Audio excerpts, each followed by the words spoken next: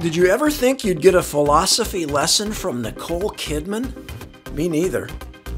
She has the lead role of Anna in a 2004 movie called Birth, which should have been called Belief. Let me give you some details without wrecking the film for you. Anna comes from a rich family with a posh Central Park residence. Her husband Sean died 10 years ago, and she's still very upset about it. Nevertheless, she's agreed to marry Joseph, having only somewhat successfully convinced herself that she loves him.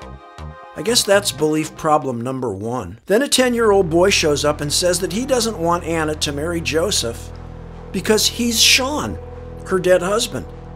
This is absurd, of course, and these sophisticated New Yorkers, headed by a no-nonsense matriarch, Lauren Bacall, are not about to start believing in reincarnation on the say-so of a cranky kid, so they send him off with a pat on the head. But the insistent young Sean, whose father is a music tutor in Anna's building, says, "Test me." So the brother-in-law visits Sean's humble home and starts asking all kinds of tough questions, tape recorder in hand.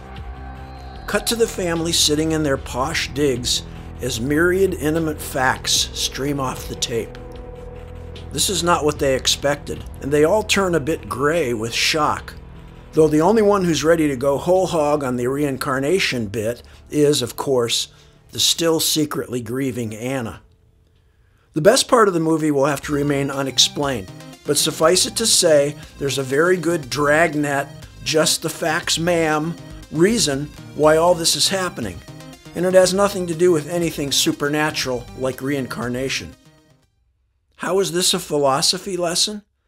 Birth gives some good hints on why we come to believe things. First, we're set up to believe through a combination of our basic humanity, how the mind and imagination work together.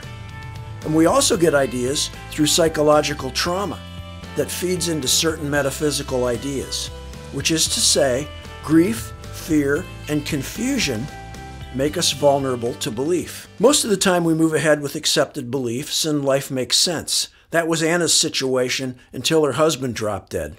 Then comes little Sean, who turns everything upside down with his absolute conviction and intimate details. If you want to get a fantastic philosophy lesson and see how belief and reality get hopelessly intertwined, check out Birth and understand that to some extent we're all just like Anna.